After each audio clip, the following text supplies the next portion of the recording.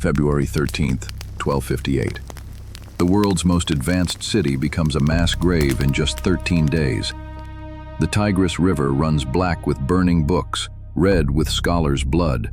This is how the Mongols erased Baghdad from history and why civilization never recovered. This is one past, many stories, and this is the story that changed everything. Before we watch it all burn, you need to understand what made Baghdad seem untouchable. In 762 CE, the Abbasid Caliph al-Mansur built a city like no other, a perfect circle of walls and towers called the Round City. At its heart stood the Caliph's Golden Gate Palace and the Great Mosque, radiating power across a vast empire. Baghdad exploded beyond those walls. Sprawling markets, gardens, and grand homes stretched for miles. A population of over 1 million made it the largest city on earth. Here, Persians, Arabs, Turks, Jews, and Christians lived together in a bustling metropolis fueled by trade and ambition. But 2,000 miles away, the most destructive force in human history was already marching west. The House of Wisdom held more books than existed in all of Europe. In 13 days, it would all be ash.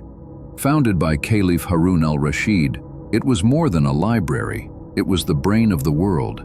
Agents gathered texts from India, Persia, and Byzantium. Scholars translated Aristotle, Euclid, and Ptolemy. They didn't just preserve ideas, they invented new ones. Algebra, automata, chemistry, astronomy. This was the beating heart of human intellect. While scholars debated philosophy, time was running out. Soon these halls of learning would echo with screams instead of scholarly debate. Baghdad thrived at the center of the Silk Road, where caravans brought gold, silk, spices, and ideas. Hospitals offered free care. Public bathhouses were social centers. Gardens bloomed like paradise. But this prosperity had made Baghdad soft, and the Mongols were about to exploit that weakness. The Mongols had one rule: submit or be erased. Not defeated, completely erased from existence. Cities that resisted didn't just fall, they vanished. No survivors, no monuments, no memory.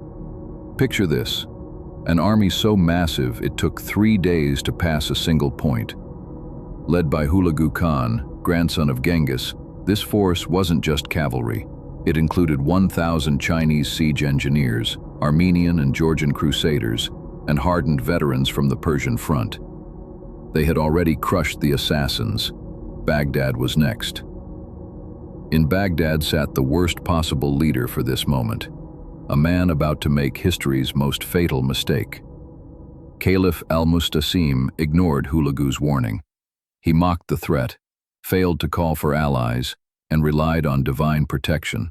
One message, one decision, 1 million lives hanging in the balance. He dared the Mongols to attack. He would soon learn some enemies don't negotiate. The Mongols moved, and nothing would ever be the same.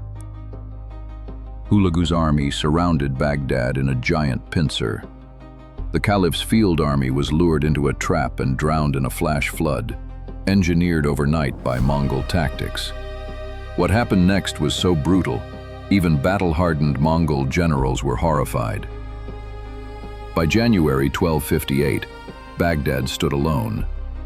The bombardment began. Siege engines hurled fire and stone night and day. Walls crumbled. Morale shattered. The Caliph begged to negotiate. Hulagu refused. When 3,000 elders tried to broker peace, they were slaughtered. The screams were so loud they could be heard miles outside the city walls. By February 5th, Mongol troops breached the city. On February 10, the Caliph surrendered and ordered his people to do the same. That sealed their fate. The human slaughter was just the beginning. What burned next changed human knowledge forever. For 13 days, the Mongols unleashed a massacre. Houses, hospitals, mosques, nothing was spared. Estimates range from 200,000 to 800,000 dead. Scholars, scientists, poets executed.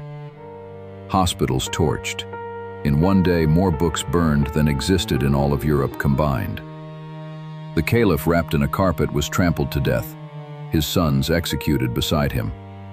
The Mongols stormed the House of Wisdom. Books were used as kindling, pages became sandals, ink flowed into the Tigris.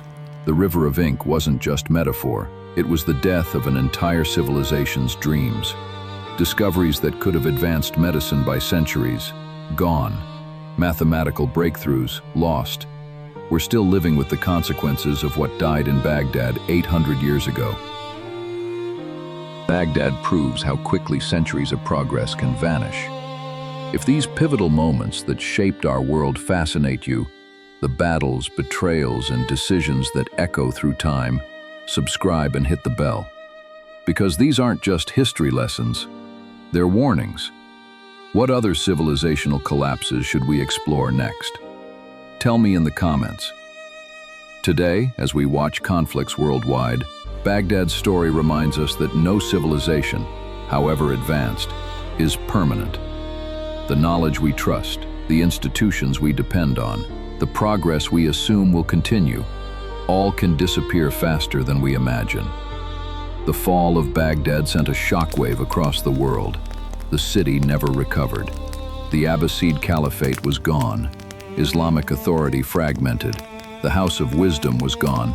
Its knowledge incinerated. A shadow caliphate rose in Cairo, but the universal voice of Islamic civilization had been silenced. The city of peace became history's greatest warning. In a world of rising powers and shifting alliances, the price of miscalculation isn't just defeat, it's complete erasure from the story of humanity.